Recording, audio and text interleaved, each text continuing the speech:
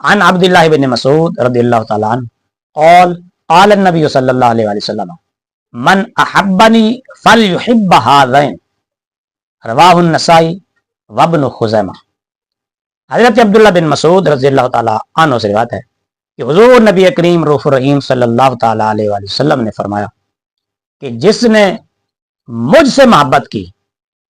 اس پر لازم ہے کہ میرے ان دو شہزادوں سے یعنی حسنین کریمین رضی اللہ تعالی عنہما سے بھی محبت کرے۔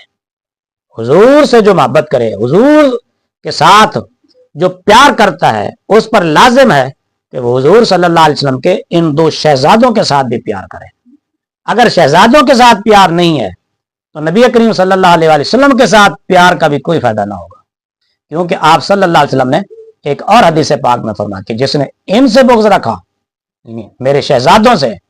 اس نے مجھ سے بغض رکھا، جس نے ان کو ناراض کیا اس نے مجھ کو ناراض کیا۔